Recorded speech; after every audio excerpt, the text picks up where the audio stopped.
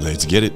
This is Life's Essential Ingredients with Jeff and a Mike, where we hope to inform, inspire, and transform lives, one essential ingredient at a time. Welcome to the show.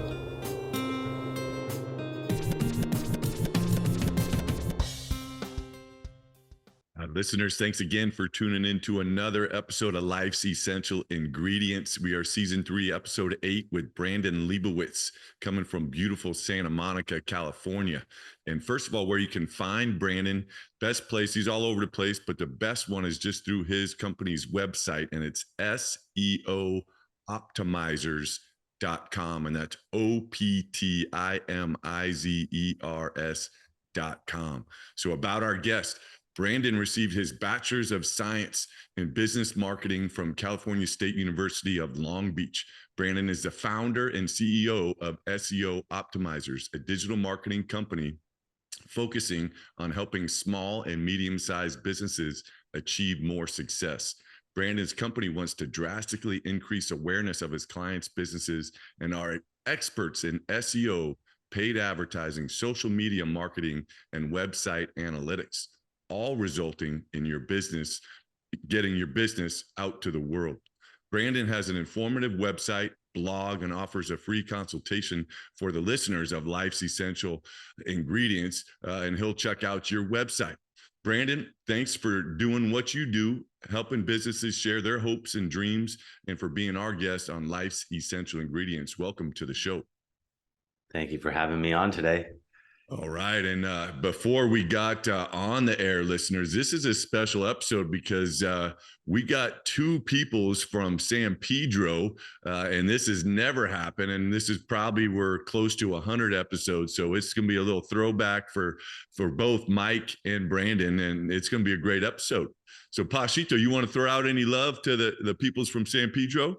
Always a lot of love to everyone from Pedro. And first time I saw Brandon, even before he told me he was from Pedro, I knew there was something about him. He's got that Pedro aura. He's a pirate to boot. Come on, what more do you want? I love it. It's going to be a good one. So, Brandon, we always start with a thought of the day. And this is a quote from your buddy, Tony Hawk, that I picked for you. I think skateboarding is hugely challenging. It teaches you self-confidence. It teaches you self-motivation, and it can be something that helps you throughout your life. Why would I pick that one for you? Yeah, no, that's a good quote and true. And love skateboarding. Grew up skateboarding. Well, started in middle school.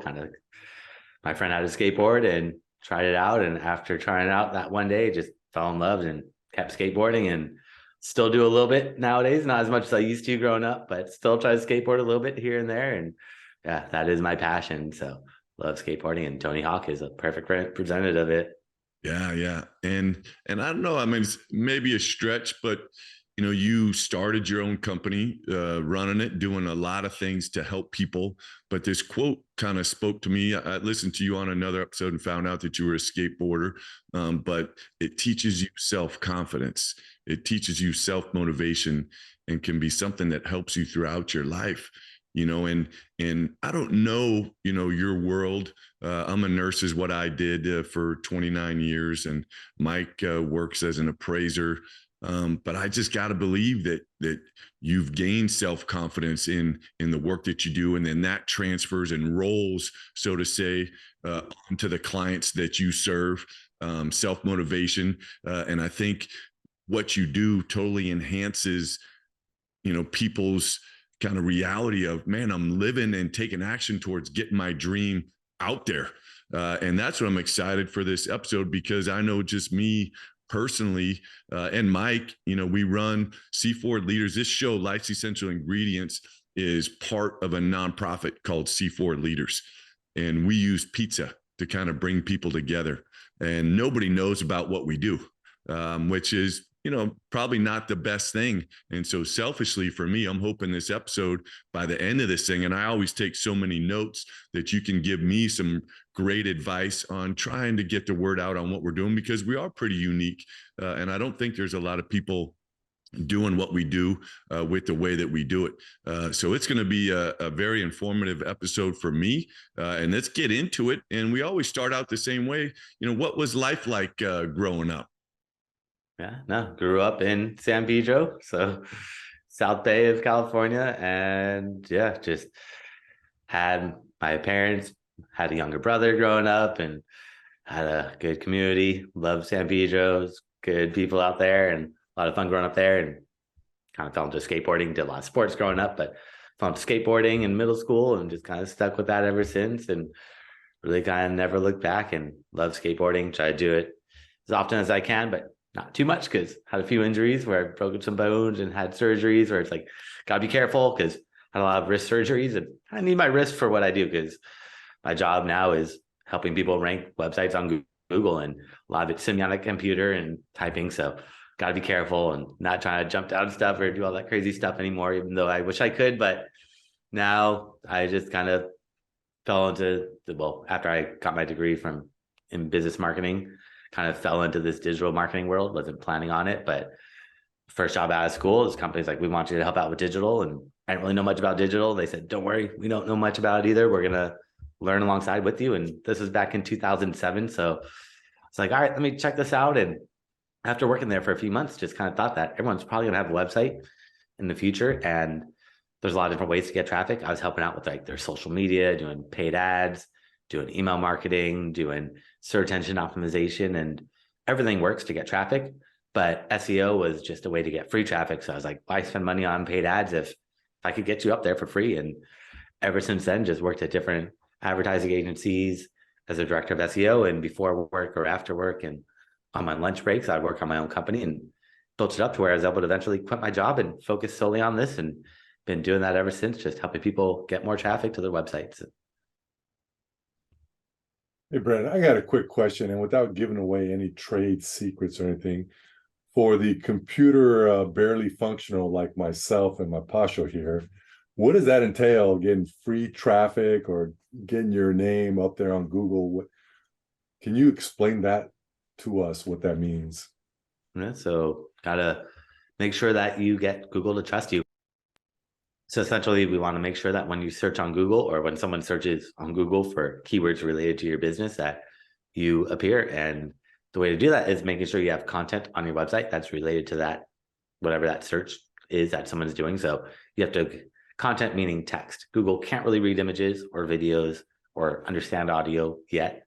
They're trying to, and they're getting close to it, but they really rely on text. The more text you have on every single page on your website, the easier it is for search engines to read and know and understand what keywords you're trying to target. So every page on your website needs to have text, or text on it, a couple hundred words. The more you put on, the better.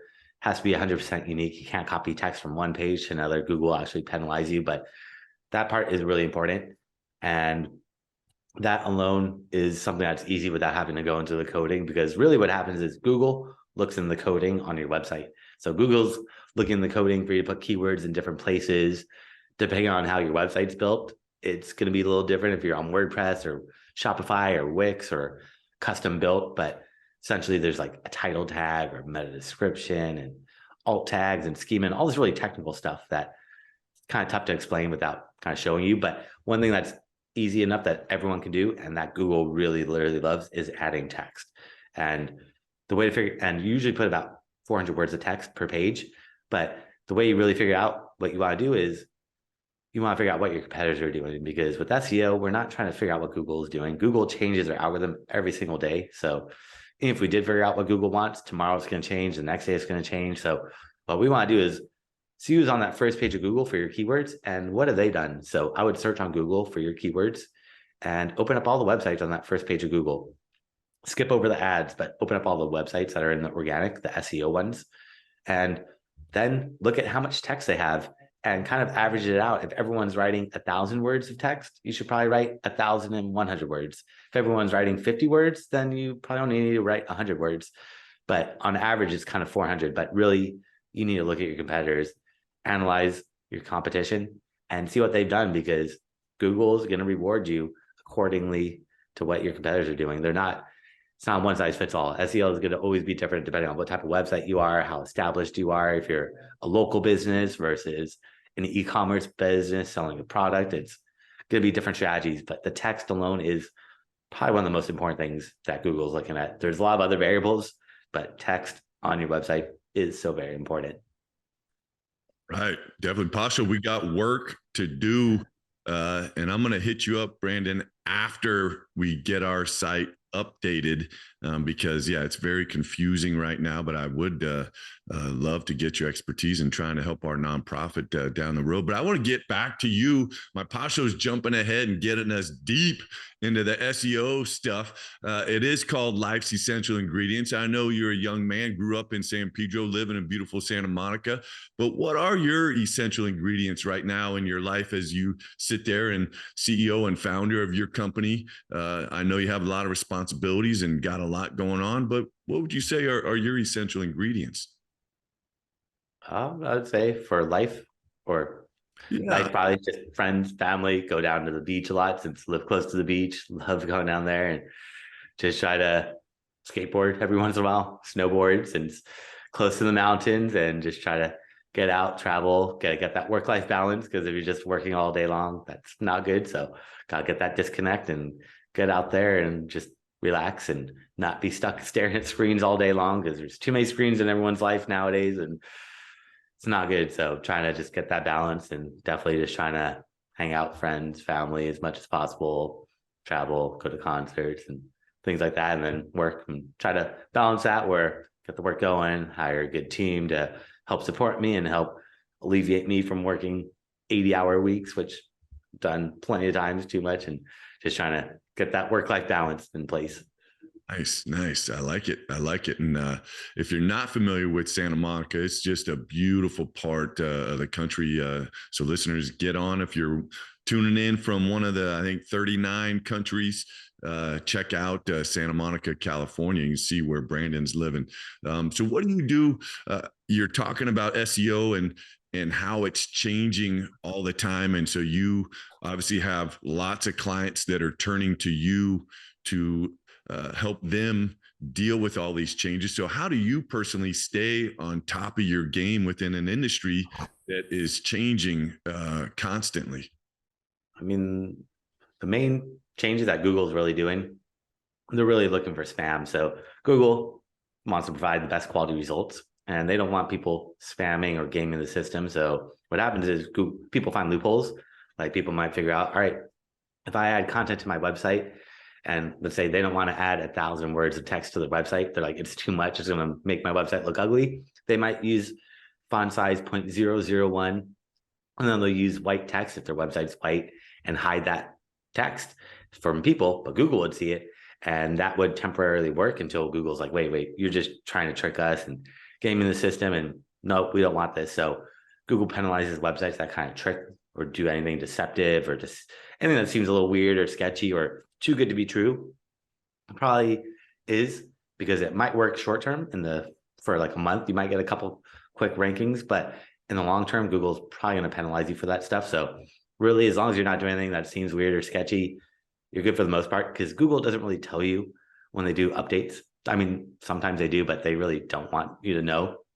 They will tell you every once in a while when they have major updates, such as when they have something that's going to improve user experience. So when they said a few years ago, we're looking at site speed, they told everyone, we want your website to load quickly. That's a ranking signal, which helps user experience, because if you search on Google and you click on a website and it loads in like 10 seconds, especially on your cell phone, you're like, this is a bad user experience. You're going to hit that back button. So Google wants you to have a good user experience when you search on Google.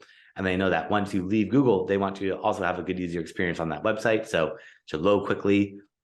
If it doesn't look good on mobile, Google said a while ago that they're not going to show you on mobile devices. So if your website is not mobile friendly, you're not going to show on any mobile devices. And mobile brings in over half the traffic nowadays. Probably like 60% of the traffic will come from mobile devices. So if you're not mobile friendly, stuff like that, Google lets you know about these type of updates. But with like keywords and backlinks and content, stuff like that, they usually keep it hush hush, except for also like recently this Chat GPT-3 thing is coming out, which writes content. But ever since I've been doing SEO, there's been tools like Chat GPT-3 that will write content, and it's not written by people, it's written by bots. And it didn't read really well back in 2007 when I first started doing SEO. Now it reads really well, where it's kind of hard to differentiate. And Google said if you add content from your website or to your website that's written by AI bots and things like that, that they're going to devalue it and potentially penalize you. So a lot of people are jumping on that content from ChatGPT and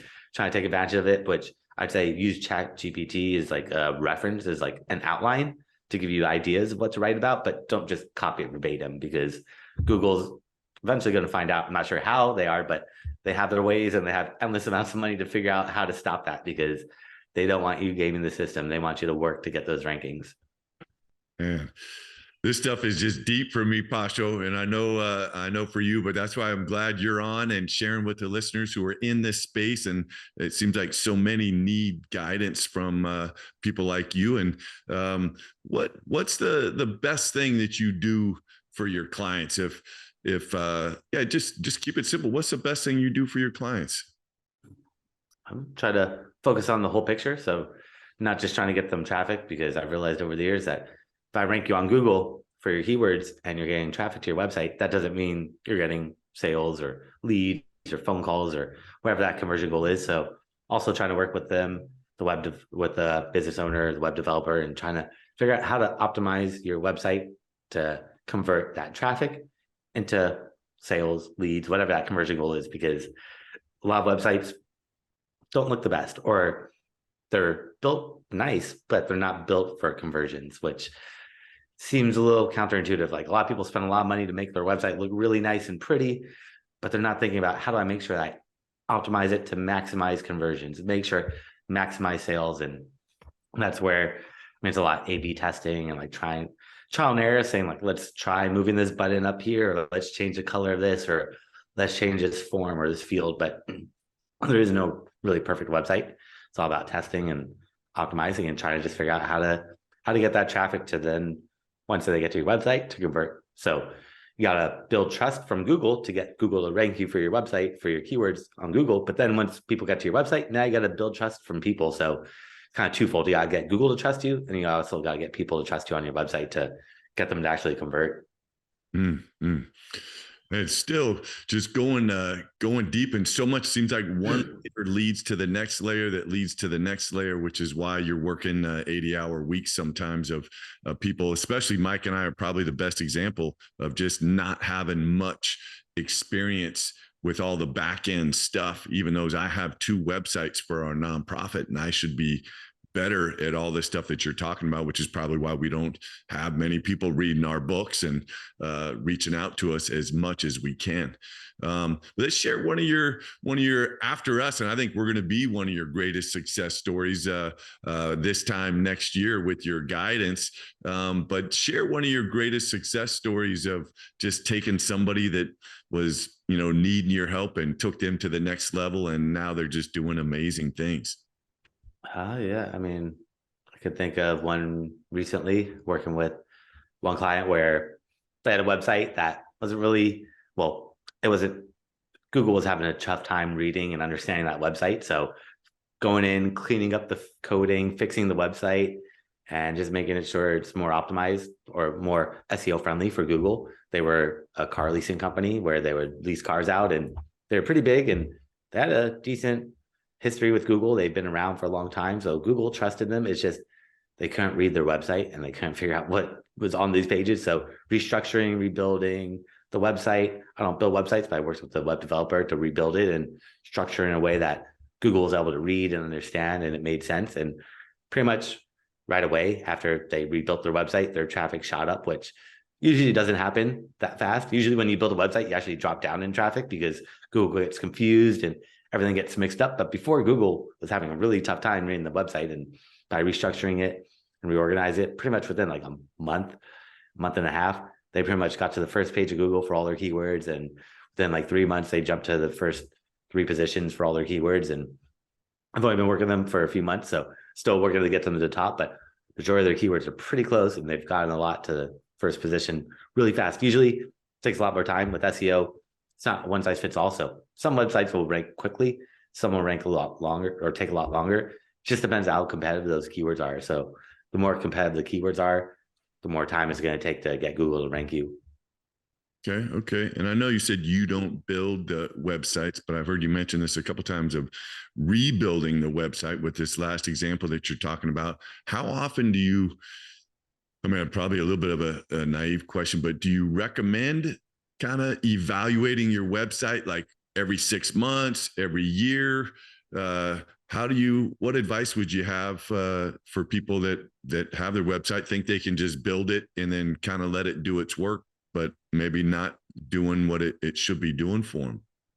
I mean, you should be testing your website pretty much all the time, but you don't have to rebuild it, but maybe just moving things around, like maybe move the phone number up a little bit or change the color of the phone number and see if that increases phone calls. But I wouldn't rebuild your website. That's not really necessary unless you want to rebuild it, rebrand yourself. But in general, just making little changes to your website is what you want to be doing pretty much all the time, because there is no perfect website. So you want to constantly be trying out things, testing out things and saying, does this work to get me more phone calls? Does this work to get me more sales, more e-commerce purchases, or whatever that conversion goal is? But playing around with the forms, moving things around like that is where you want to be constantly testing. Okay. So yeah, testing, to me, I hear that and I kind of go into my nurse kind of mode of just looking at data.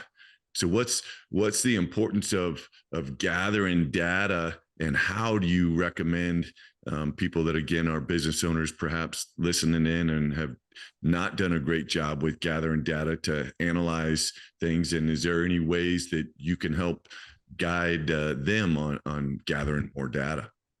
Yeah, data is invaluable. So that, and all that data is there. So you can find out who comes to your website, how long they stay on your website. All this stuff is actually given out for free from Google. There's a tool called Google Analytics. It's a free tool that will let you track, see who your visitors are, where they're coming from. They come from Facebook, from Google, from Bing, from someone just typing your website in directly. It'll show you how long they stay on your website, what pages they visit, what city they're in, what state, what language. They know a lot of stuff. It's kind of data overload, but the more you have, the more data you get, the more statistically informed decisions you're going to be able to make, because now you have the data to back that up instead of just guessing. Should I move this here? Should I move this here? Now you have the data that's statistically accurate. That's going to help you figure out, should I actually move this? Is this working? Or maybe this didn't work. Maybe I should go back to the old way because the old way was getting me more conversions. But Google Analytics is the best free tool. There's other tools that you could use. They're paid ones, which if you want to spend the money on it, you can, but Google Analytics is sufficient and it's free and it's from Google. So it's going to give you a ton of data that's going to really help you figure out what's working, what's not working, and just learn so much information. A lot of people get overwhelmed with Google Analytics, but I just say, click on everything. You're not going to break anything. It's not going to do any harm. And you're just going to learn a ton of information, because the more you know, the better off you're going to be. So definitely look at that data, just like you do with nursing and helping people out, get the statistics, the data right there. And that's what you want to see. Love it. Good tip. Hey, Brandon, quick question, just out of curiosity. You're talking about keywords and how competitive they are. What are some of the more competitive keywords? That's where you do keyword research to figure out how these keywords are, what or how much search volume these keywords get. You can see how competitive they are. So just like we would research your competitors' content, like try to figure out how much text your competitors have, we could spy on your competitors' keywords. Pretty much we could spy on everything. With SEO, everything is transparent if you look in the right places. So the best way to do competitor analysis for keywords is just search on Google for your keywords and look at everyone who's on that first page of Google, skipping over the ads, but look at all the websites on that first page of Google. And that blue clickable link is called the SEO title tag. And that's where everyone puts their keywords. So you can quickly spy on all your competitors, and they're all ranked on that first page of Google. So Google's rewarding them. They've done something right. You can look at all their keywords in that blue clickable link, get ideas of keywords that you might not have thought of, or singular or plural versions or synonyms or other variations, and make a list of all these keywords. And then you throw them into a free tool from Google. It's called the Google Keyword Planner, which will actually show you how many people actually search for that keyword every single month. So you could say, all right, do I want to rank for, like myself, I do SEO classes. So I could see SEO classes gets maybe 1,000 people searching for it a month. But if I use SEO training, I'll get 5,000 people searching for that keyword every single month. So I'm like, okay, maybe I should use SEO training because it gets a lot more search volume. Or I could use SEO training classes. So now I'm tapping into all those keywords. And the longer the keyword is, the less people that are searching for it, but the more intent behind it. So for example, like if I want to rank for the word SEO, that's going to get me a ton of people searching for me. But how many people actually want to use my SEO services or come to my classes? Probably maybe half of them, maybe if I'm lucky.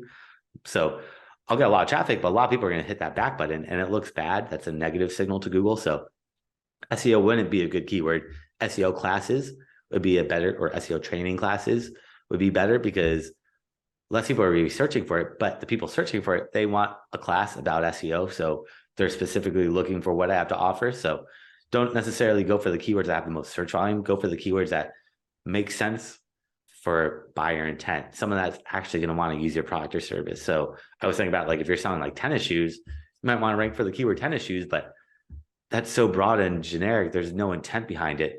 You probably would want to rank for, like, if someone's searching for tennis shoes, that's not going to get you a sale. But if someone's searching for men's tennis shoes, size 10, color white, it's a long keyword right there. But that person knows exactly what color, what size, what style. So there's more buyer intent behind that keyword. So not necessarily going for the most search volume keywords in the Google Keyword Planner, but going for the buyer intent ones. And the nice thing about the Google Keyword Planner is you go to the Google Keyword Planner and you put your list of keywords. If you put like one keyword in there, Google's going to give you hundreds of variations of that keyword, synonyms, plurals, variations of it. It's going to give you tons of ideas. So Google Keyword Planner is a great way. There's other tools they could pay for to do keyword research that are really good, but they're getting their data from the Google Keyword Planner and they're making it look prettier and nicer. So it's easier to read, but essentially you're just paying for someone to make that data look nicer. Man, I have work to do just listening to everything that you're saying. Yeah, and that's why people just aren't aware of what we're doing, Pashito. So we got some work to do. What's the biggest change you see coming in digital marketing?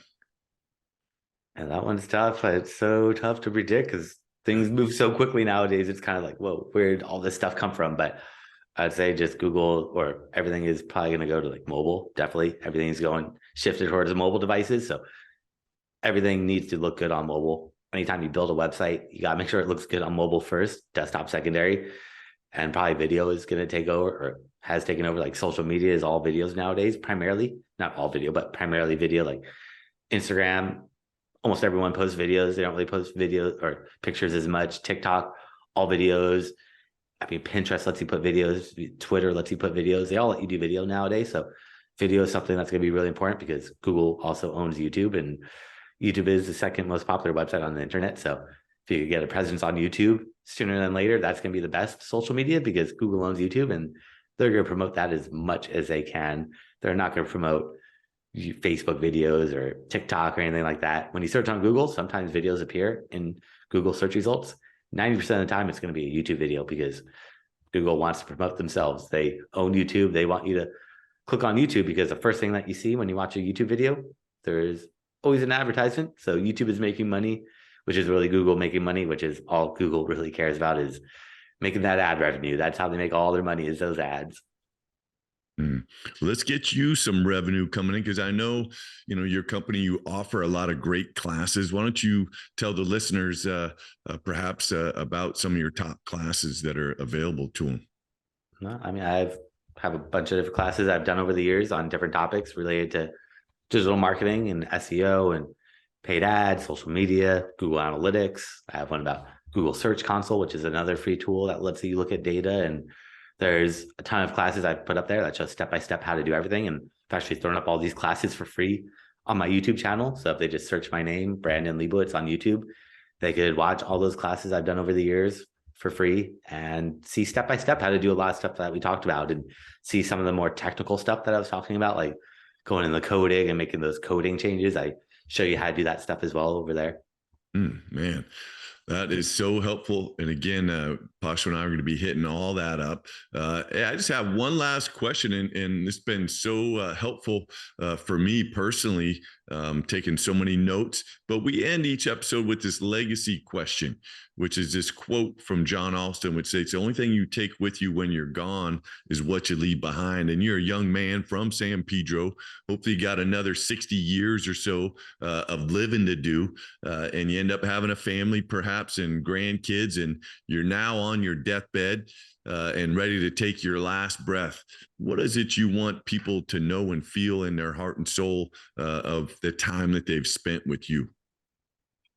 Yeah, probably just that I was always trying to help give back as much as possible, trying to help like with SEO, trying to help other businesses, trying to get them more traffic, but always trying to help friends and family and things like that, and trying to just give back as much as possible. That's probably what I'd want to be remembered for most of.